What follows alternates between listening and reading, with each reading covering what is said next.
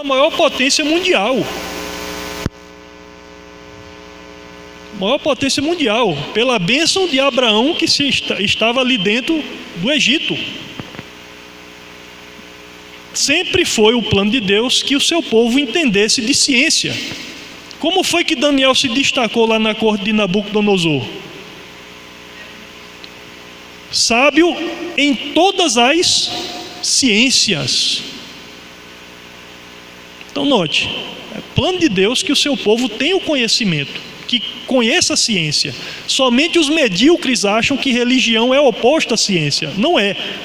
A ciência, na verdade, é o complemento da religião. Você vai ver ali a lei de Deus se aplicando no universo. E tudo é regido ali, olha. Cada coisa no seu lugar. Aí vem o louco falar de evolucionismo. Ah, mas a gente tem que entender de evolucionismo? Precisa. Né? Não sei quantos aqui já leram o Rito da Guerra, né? Filosofia da Guerra. Ele diz: conhece aos teus amigos e ainda mais os teus inimigos. Ainda mais os teus inimigos. É importante a gente conhecer. A Bíblia diz, Paulo diz, né? Examinai tudo e retende o que é bom. E principalmente a Bíblia. A Bíblia, ela tem que ser estudada. A Bíblia, ela tem que ser estudada. Não é só lida. Porque ler é simplesmente passar as palavras ali. Ela precisa ser estudada. Se a Bíblia fosse estudada, meus irmãos, não existia essas teorias malucas de que a Terra é plana. Você quer ver? Veja aí Isaías 40, 22. O que é que diz aí? Isaías 40, 22.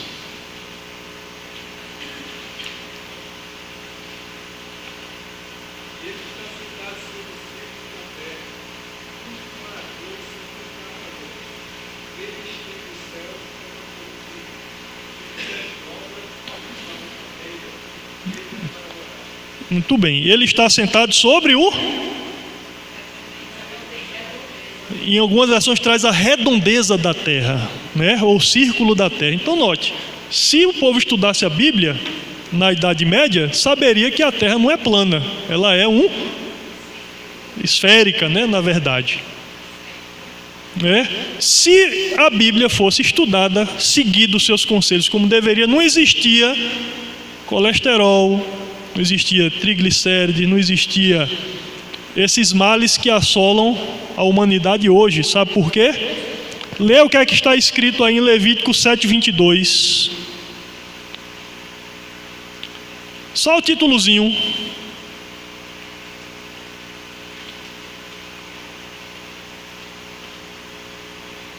Sete, 22, o títulozinho dessa sessão.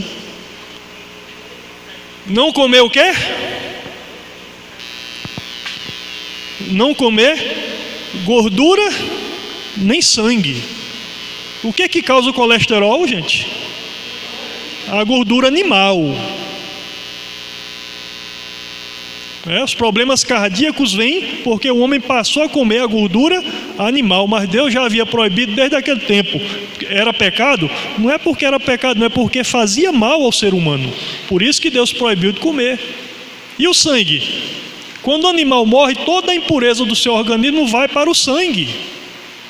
Vai para o sangue. Oi? Isso.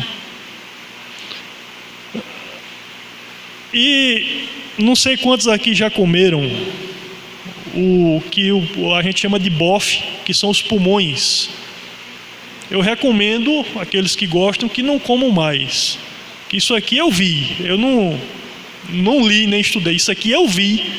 Todas as vermes que o animal tem, quando ele morre, vai tudo para o pulmão, que é o último lugar onde o sangue coalha, é lá no pulmão, e é para lá que as vermes vão. Isso aí eu vi, quando o açougueiro abriu ali, tratando o boi ali, pulou um monte de verme de dentro, e ele foi tirando assim com a faca.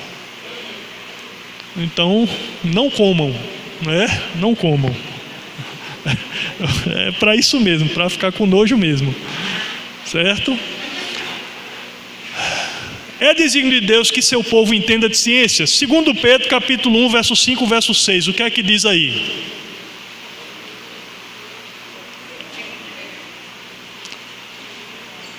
2 Pedro, capítulo 1, verso 5, verso 6. O que é que diz aí?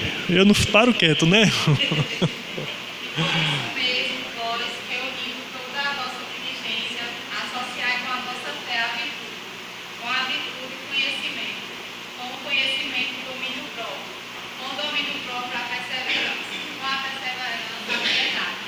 Então, observe, de todas essas qualidades existe uma que ele chama de conhecimento.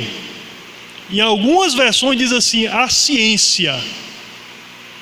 Então Deus, ele quer que o seu povo seja um povo esclarecido, que tenha conhecimento, que saiba como as coisas se originaram e como elas devem ser. Certo? Como elas devem ser. Ok? Adiante. No sentido filosófico, aí nós temos as principais religiões, o cristianismo, o islamismo, a gente já viu sobre isso aí no vídeo, né? Adiante.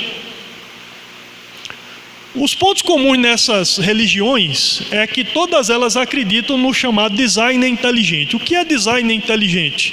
É que elas acreditam que o nosso mundo, o universo, ele foi formado por uma mente superior, a quem nós, como cristãos, chamamos de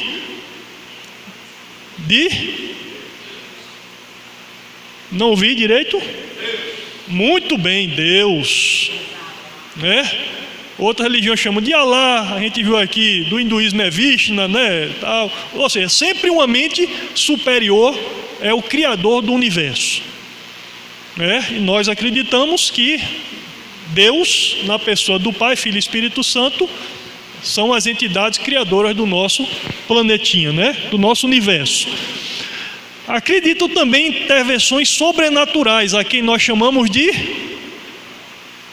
As intervenções sobrenaturais de Deus são chamadas de quê? Milagres. Muito bem, a igreja está afiada, não é? E na comunicação, Deus homem e homem Deus. Através da... Muito bem, oração. Algumas religiões acreditam na meditação, né? Mas todas acreditam que existe uma comunicação entre o ser humano e Deus. Ok? Esses são os pontos comuns nas religiões. Adiante. No sentido restrito, você tem a religião como uma instituição, como uma empresa, uma organização filantrópica, né? Aí vem, filantrópica quer dizer aquele sentido de amor ao ser humano, amor ao semelhante. Toda religião precisa disso, amar ao semelhante. E toda religião prega isso, amor ao semelhante. Certo? Adiante. Bom, aí vamos ao sentido etimológico, religar. Religar o quê? O que precisa ser religado? Quando Jesus esteve aqui na terra, foi feita uma pergunta a ele: Senhor, qual é o maior mandamento? E ele não respondeu só o maior mandamento. Ele respondeu os 2 maiores mandamentos. Quais são? Adiante. Tem aqui. Amarás, pois, ao Senhor teu Deus de todo teu coração, de toda a tua alma, de todo o teu entendimento e de todas as tuas forças. Esse é o primeiro e mais importante dos mandamentos. E o segundo, que ele diz que é igual a este, tão importante quanto a este, é o quê? Amarás o teu próximo como a ti mesmo. Não há outro mandamento maior que estes. Isso está escrito em Marcos 12, né? Capítulo 12, verso 30 e o verso 31. Aqui está todo o sentido da palavra religião, religar. Religar, primeiro ponto, o homem a Deus.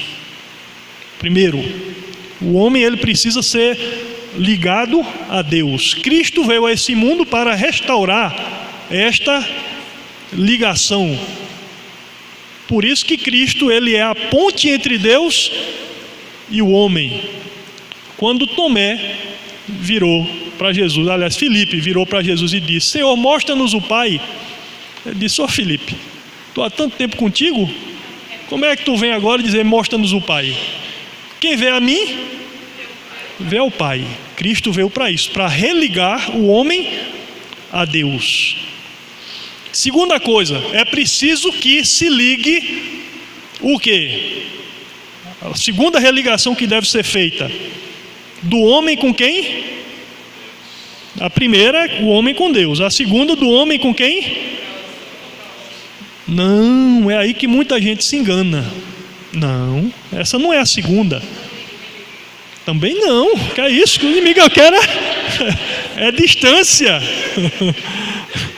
Então note: amarás o teu próximo. Primeiro eu preciso fazer o que, meus irmãos? Amar a minha pessoa para poder amar o próximo.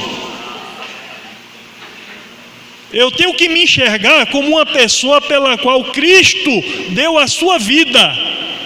Eu tenho que me valorizar como uma pessoa por quem Cristo morreu. Ter o amor de Cristo no meu coração antes de levá-lo ao próximo, que é a terceira religação que precisa ser feita.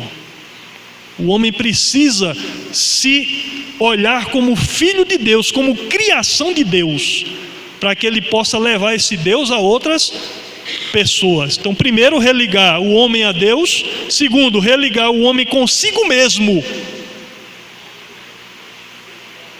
E terceiro, com o seu próximo. Quem é o próximo? O primeiro próximo: as pessoas da minha família, meu pai, minha mãe. Como é que você tem tratado seu pai e sua mãe em casa? Meu filho, como é que você tem tratado seus filhos? Minha esposa, meus irmãos, como é que tem sido o tratamento? A sua religião tem ensinado isso a você? A sua religião tem melhorado esse relacionamento? Se não, tem alguma coisa errada, ou com você ou com a religião. Então, primeiro, ligar o homem. Segundo, ligar o homem a si mesmo. E terceiro, ligar o homem ao próximo. Esse é o sentido da religião: religare, fazer essa religação que foi quebrada lá no Jardim do Éden. Adiante. Pode ir. Religião ou religiosidade é diferente de denominação. Uma denominação religiosa não significa você pertencer a uma denominação religiosa, não significa que você seja uma pessoa religiosa. Pertencer a uma igreja não quer dizer que você seja um religioso verdadeiro. O que eu quero dizer é o seguinte: não é porque você é adventista, não é porque você é batista, não é porque você é católico ou qualquer outra denominação que você é um cristão.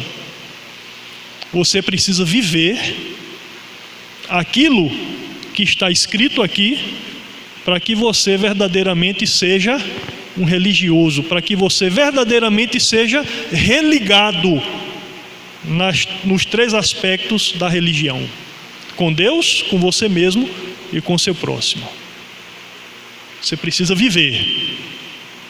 Eu gosto daquela expressão que se diz que religião não se deve discutir, mas viver. E isso é verdade, isso é importante. Eu lembro de uma pequena ilustração que existiam ali 3 jovens discutindo sobre a melhor tradução da Bíblia.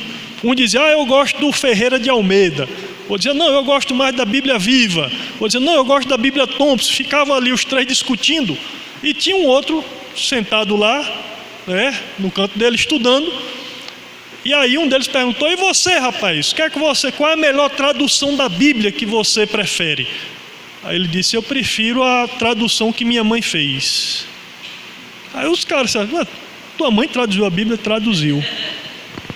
Mas como é que a gente nunca ouviu a tradução da sua mãe? É porque ela traduziu na vida dela.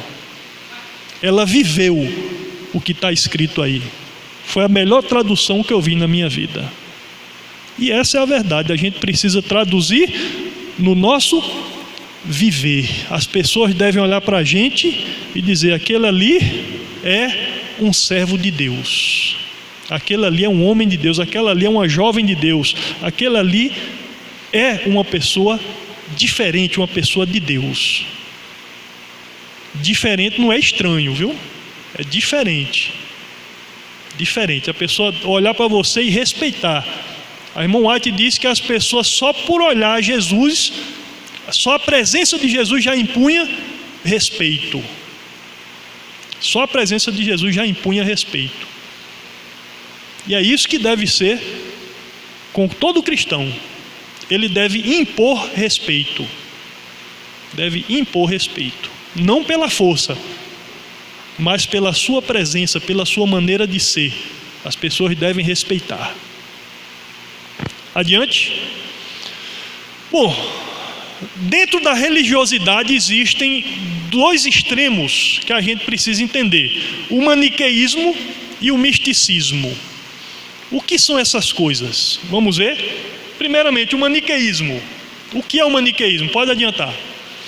Maniqueísmo é a ideia baseada numa doutrina religiosa que afirma existir o dualismo entre dois princípios opostos, normalmente o bem e o mal, considerado uma filosofia religiosa fundada na Pérsia por Maniu Maquineu, no século III, sendo bastante disseminado por todo o Império Romano e que está presente na vida de muitos cristãos, principalmente aqueles que vieram de origem romana, católica romana.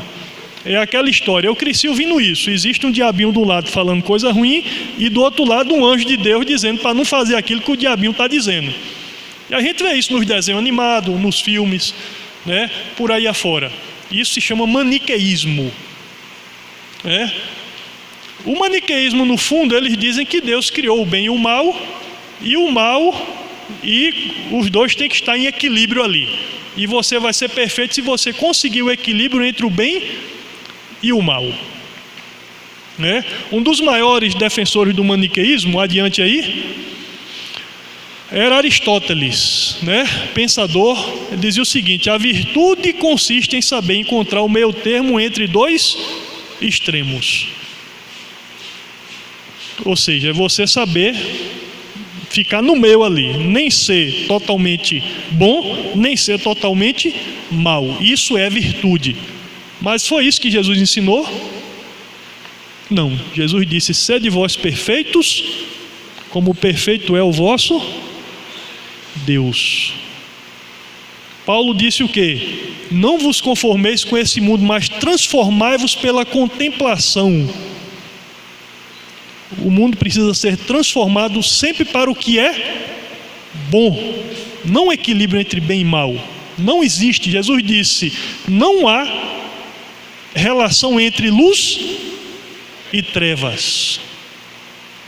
Por isso resplandeça a vossa luz aos homens. Foi isso que Jesus falou. Não equilíbrio entre bem e mal. Então o maniqueísmo não existe. Não existe um diabinho lhe dizendo para você fazer isso e anjo falando para você. Não. O que existe é o Espírito Santo sempre tocando o seu coração, lhe conduzindo no caminho do bem. Isso é o que existe. Adiante. O misticismo. O misticismo é aquela ideia de que o mundo é controlado ou por Deus ou por Satanás, e que tudo acontece por influência deles dois. Ou foi Deus ou foi o diabo. Alguns cristãos, até adventistas, têm essa ideia, do misticismo. Conversando com uma pessoa, e ela disse: eu estava em casa e eu precisava sair para a minha aula, e aí caiu uma chuva que eu não tinha como sair. Aí eu orei a Deus e a chuva passou. Aí eu fui para conseguir dar a minha aula. Foi um milagre de Deus na minha vida. E eu fiquei imaginando comigo mesmo. Eu disse: rapaz, e aqueles milhares de pessoas que morreram em alagamentos nas chuvas por aí? Será que elas são menos afortunadas do que você?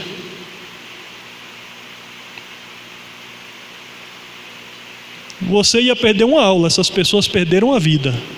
Será que elas não oraram a Deus para que a chuva passasse? Será que elas não oraram a Deus para que fossem salvas? Será que elas são menos afortunadas do que você? Assistindo uma vez uma palestra do pastor Cláudio Duarte, ele falando que o camarada chegou para ele desesperado: pastor, eu estou com um problema sério, que o devorador, eu estou com um espírito devorador, eu não estou conseguindo pagar minhas dívidas. Aí o pastor disse: traga o seu cartão de crédito e a fatura do seu cartão de crédito, que eu vou lhe mostrar o devorador, e nós vamos expulsar o devorador de uma vez de sua vida. E aí o cara trouxe o cartão de crédito, trouxe a fatura. O pastor olhou assim a fatura, olhou o cartão, disse: rapaz, você sabe quem é o devorador aqui? Quem é? É você mesmo. Qual é o nome que está no cartão aqui? É o meu. Qual é o nome que está na fatura? É o meu. Quem foi que comprou essas coisas? Fui eu. E o que é que o diabo tem a ver com tudo isso? Ah, porque... Não é assim não. É você que faz as escolhas. A Bíblia diz que não existe tentação a qual nós não possamos suportar, vencer. O apóstolo Pedro diz mais. Ele diz o quê? Resisti ao diabo e ele fugirá de vós. Então nem tudo que acontece na nossa vida é culpa do inimigo, é culpa nossa mesmo. Existe um ditado árabe que diz assim: o homem enreda os seus pés em laços de morte e depois acusa a Deus, sendo que foi ele mesmo que escolheu aquele caminho. E depois acusa a Deus: a culpa é de Deus. Não, a culpa é sua mesmo. Quem foi que escolheu? Eu gosto muito de Josué, quando ele estava diante do povo de Deus e disse: olha, vou botar essa pedra aqui como testemunha. A pedra é testemunha entre mim e vós, que estou colocando diante de vocês dois caminhos: o caminho da vida e o caminho da morte. Escolhe, pois, a vida para que vivas. Deus disse isso ao povo de Israel. E o que foi que aconteceu? Foi culpa de Deus eles terem apostatado? Foi culpa de Deus eles terem procurado outros deuses? Foi culpa de Deus pela escravidão que eles passaram? Foi escolha deles mesmos. Então nem tudo que acontece na nossa vida é porque Deus fez ou porque o diabo fez. Não, são as nossas escolhas. São eventos da natureza. Aquela chuva passou porque tinha que passar, era uma nuvem. Não é porque ela orou que a chuva passou. Logicamente, Deus ele tem poder para fazer essas coisas. Agora, meus irmãos, Deus não age sobrenatural, de forma sobrenatural, a não ser que seja extremamente necessária. Quando se esgotam os recursos humanos, aí é que Deus entra com o sobrenatural. E às vezes nem assim. Às vezes Deus usa uma pessoa para lhe socorrer. Deus usa coisas comuns ali para lhe socorrer. Nem sempre é sobrenatural. Eu lembro uma vez que, infelizmente, as pessoas costumam ouvir mais quando o inimigo fala do que Deus fala. E eu era solteiro ainda, morava lá no Pará. E na escola teve uma semana de oração, e ali, em um dos cultos, uma das meninas, ela realmente ficou possessa. E deu trabalho ali, o pessoal reuniu em volta dela e fomos orar, fizemos aquela vigília para que o inimigo saísse, e conseguimos então, através de oração, que ele fosse embora. Mas as pessoas ficaram assustadas, e tudo que acontecia ali dizia que era o inimigo. Não podia um vento dar num livro e aquele livro cair, que o povo já ficava: o diabo está aqui dentro. E eu lembro que uma vez o camarada tinha faltado água, e criou aquele vácuo dentro dos canos. E o cara foi escovar os dentes à noite, e já estava assim meio escuro, E quando ela abriu a torneira fez aquele barulho do vento saindo assim. Aquele cara saiu na carreira dizendo que a torneira estava endemoniada. Tá? Tem o diabo ali dentro da torneira. E foi aquela agonia, vamos orar. E foi... Aí o diretor chegou e disse: olha, vamos fazer o seguinte, o próximo que aparecer com o diabo aqui dentro, vai embora. Acabou. Pronto. Acabou-se. Infelizmente, as pessoas ficam procurando o diabo onde ele não está. Não está. Só que tem aquele ditado: quem procura, acha. Vamos procurar Deus. Vamos procurar Cristo. Vamos procurar fazer o bem. Ok? Misticismo. Isso não é bom. São extremos. Adiante. Pode passar outra. Não, aí mesmo. Algumas pessoas, quando entram para uma denominação, esquecem o sentido de religar. Qual é o sentido de religar que eu falei agora há pouco? Religar o homem a Deus, o homem consigo mesmo e o homem com seu próximo. Infelizmente, as pessoas, quando entram para uma denominação religiosa, dizem: agora eu sou uma pessoa santa, eu não posso mais me misturar com essas outras pessoas ali, porque eu agora sou um cristão. Jesus fez isso? O que é que Jesus fazia? Ele comia na casa dos pecadores, ele curava, deixava as prostitutas lavar o seu pé. Uma vez eu estava viajando, acho que era de Belém para aqui para Campina Grande, e não achei ônibus direto para cá, para Paraíba. E eu saí pingando. Fui para Fortaleza, de Fortaleza fui para Petrolina, de Petrolina fui para Recife. Cheguei em Recife, eram as 6:30 da tarde, só ia ter ônibus para Campina Grande. Um ônibus que vinha de São Paulo, ia passar lá de 1h da manhã. E era um domingo à tarde, eu disse: já que eu estou aqui mesmo, não vou sair agora, estou preso. Peguei as malas, botei no guarda-volume e vou para a igreja. Só que eu esqueci que eu estava todo sujo.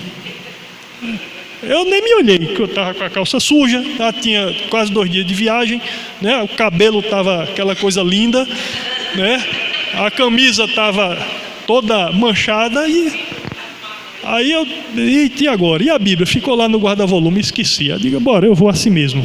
E eu fui para uma igreja lá em Recife. E eu entrei, o culto já tinha começado, o serviço de cântico. Eu entrei, sentei lá no último banco, e tinha uma senhora assim. Quando eu entrei e sentei, ela me olhou assim, de cima para baixo aqui assim, se afastou, ficou me olhando, levantou e foi para outro lugar. Eu confesso que eu fiquei assustado. Eu disse: meu Deus, se eu fosse um suicida, uma pessoa em depressão, com a necessidade de uma palavra de carinho, de atenção, de um abraço, eu ia sair dali e me matar.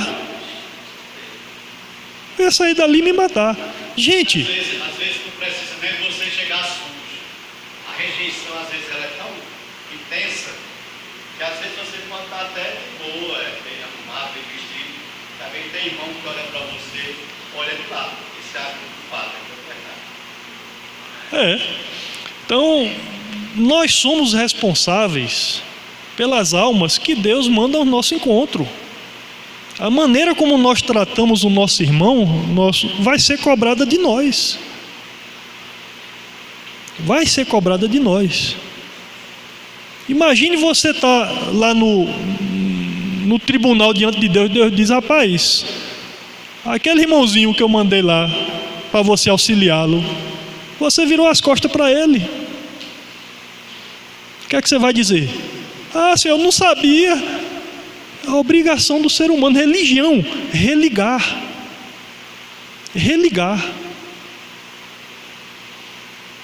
Não é separatismo, não. Igreja não é clube de santo. Eu acho que igreja é clube de santo. Eu vou para a igreja porque lá todo mundo é santo. Não, todo mundo aqui é pecador. Todo mundo aqui está precisando da glória de Deus em nossa vida. Todos aqui somos salvos pela graça. O que é que você fez para se salvar? O que é que você pode fazer para se salvar? Eu dou o dízimo todo mês. O dízimo vai lhe salvar? Eu guardo o sábado. O sábado vai lhe salvar? Não. Quem lhe salva é quem? E o que foi que ele fez para você? Ele deu a vida para você viver.